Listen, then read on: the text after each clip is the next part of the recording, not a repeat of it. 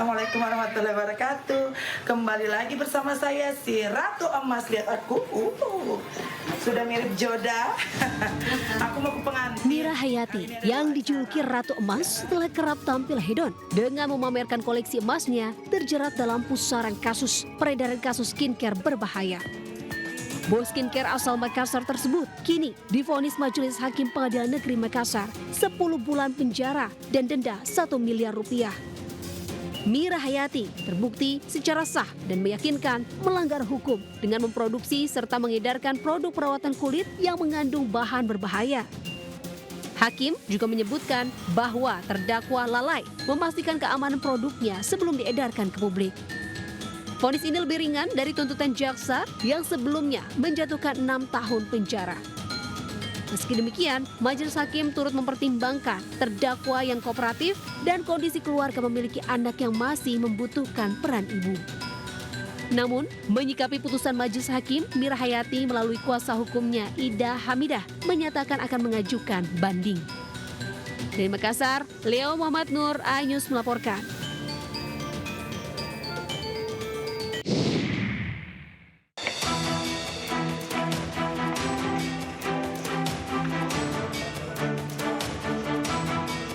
Jenazah Arya Daru Pangayunan, diplomat muda Kementerian Luar Negeri, tiba di rumah duka di Bantul, Yogyakarta. Usai disemayamkan di rumah duka dan disolatkan, jenazah Arya kemudian dimakamkan di Pemakaman Umum Suten, Banguntapan, Bantul, Yogyakarta. Selain keluarga dan kerabat serta warga sekitar, turut hadir dalam pemakaman Direktur Perlindungan WNI Kementerian Luar Negeri, Yuda Nugraha, untuk memberikan penghormatan terakhir kepada almarhum. Kepergian almarhum meninggalkan seorang istri dan 2 orang anak. Sebelumnya, Arya Daru Pangayunan, seorang diplomat ahli muda Direktorat Perlindungan Warga Negara Indonesia, Kementerian Luar Negeri, ditemukan tewas mengenaskan di sebuah kamar kos di kawasan Gondangdia, Menteng, Jakarta Pusat pada Selasa pagi kemarin.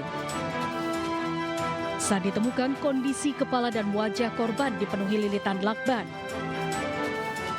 Polisi juga mendapati kamar kos korban terkunci dari dalam. Dari Bantul, Yogyakarta, Trisna Purwoko, iNews melaporkan.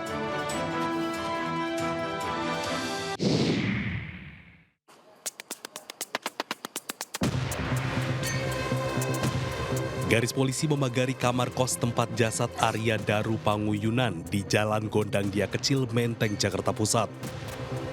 Polisi mencari petunjuk tewasnya diplomat Kemenlu ini dengan memeriksa kamar kos korban. Polisi juga memeriksa sejumlah ruangan lain, halaman depan, serta tempat sampah. Meski korban ditemukan tewas secara tidak wajar, polisi belum bisa memastikan penyebab tewasnya korban. Polisi juga memastikan tidak ada barang berharga korban yang hilang.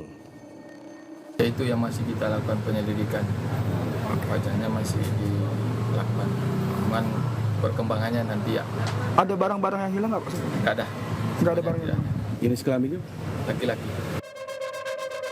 Hingga kini polisi telah memeriksa 3 orang saksi termasuk istri korban dan penjaga kos.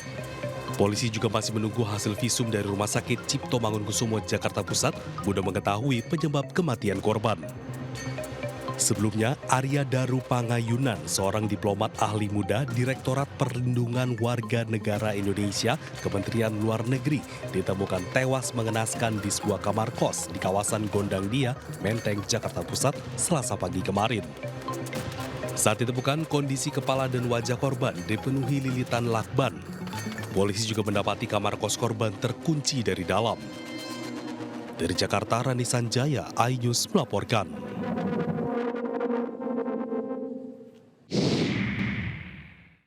Mau dihitung duitnya?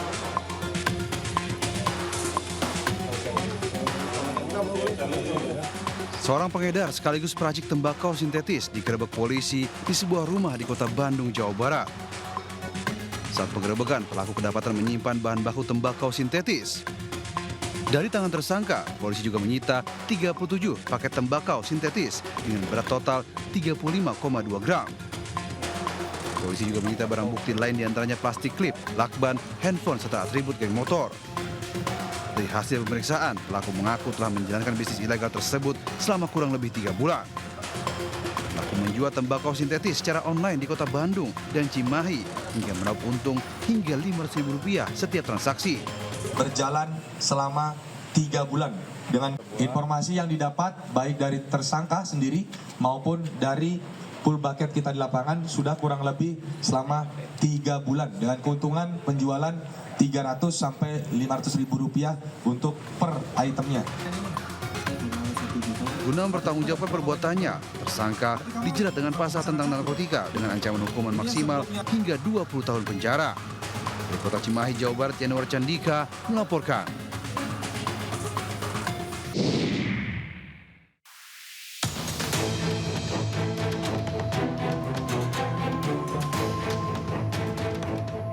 Bak film action, tim Jatanras Polres Maros terlibat kejar-kejaran dengan sebuah mobil yang dikendarai pelaku penipuan dan pencurian emas senilai Rp30 juta di Jalan Poros, Kabupaten Takalar, Sulawesi Selatan. Petugas mengadang mobil tersebut dan langsung meringkus sang sopir mobil yang sempat mencoba melarikan diri. Sementara penumpangnya, seorang wanita, hanya bisa pasrah saat dikeluarkan dari kendaraannya.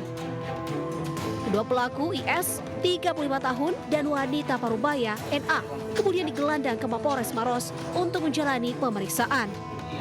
Pelaku mengaku dari dinas sosial, kemudian melakukan aksi penipuan dengan modus memberikan pengobatan alternatif terhadap korban. Korban kehilangan emas senilai Rp30 juta. Uang hasil penjualan emas digunakan untuk membayar utang para pelaku.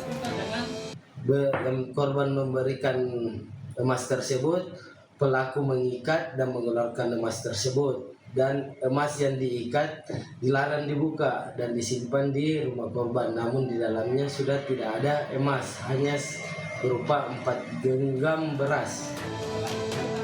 Pelaku pun dijerat pasal 378 KUHP dengan ancaman 4 tahun penjara. Dari Kabupaten Maros, Sulawesi Selatan, Wahyu Ruslan melaporkan.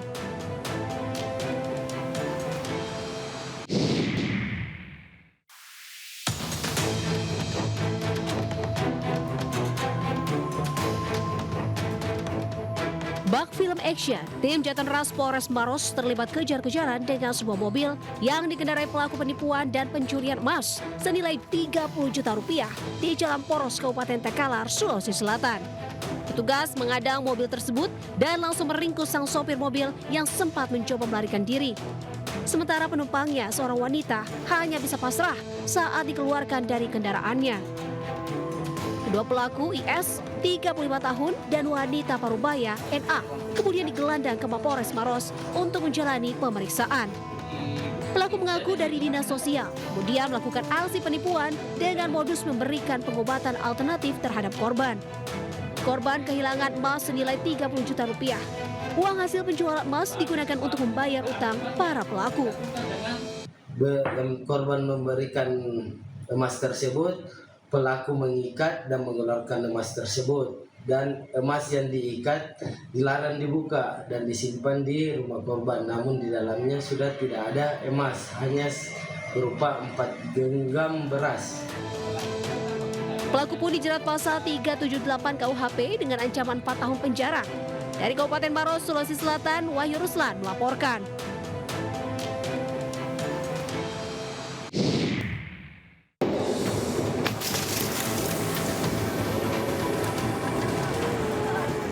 Pasca terjadinya insiden kasus pelemparan batu ke arah kereta api Sancaka tujuan Yogyakarta-Surabaya yang menyebabkan 2 penumpang terluka akibat serpihan kaca, jajaran Polres Klaten, Jawa Tengah langsung bergerak melakukan penyelidikan.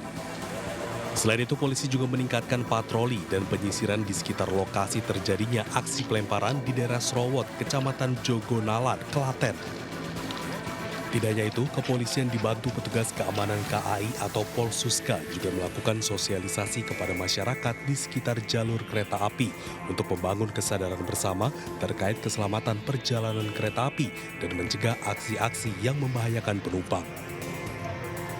Kami akan lakukan penyisiran oleh security dari wilayah Klaten. Kurang lebih sekitar dari sinyal masuk itu di daerah sini hingga kemungkinan sampai daerah Srowot. Kami sudah berkoordinasi dengan kepolisian di Polres Klaten dan sudah dilakukan penelusuran, penyidikan dan juga koordinasi dengan warga sekitar untuk menelusuri pelaku, dan juga kita melakukan patroli sosialisasi kepada warga untuk tidak beraktivitas di sekitar jalur kereta api untuk tidak melakukan kegiatan vandalisme, apalagi pelemparan peta ya, karena ini sangat berbahaya, bisa membahayakan keselamatan perjalanan kereta api, baik juga petugas yang ada di kereta maupun penumpang. Sebelumnya, pasca kejadian pelemparan batu tersebut, polisi telah melakukan pemeriksaan 2 saksi, sub penjaga palang kereta api dan bagian keamanan stasiun. Dari Klaten, Jawa Tengah, Saiful Effendi, iNews melaporkan.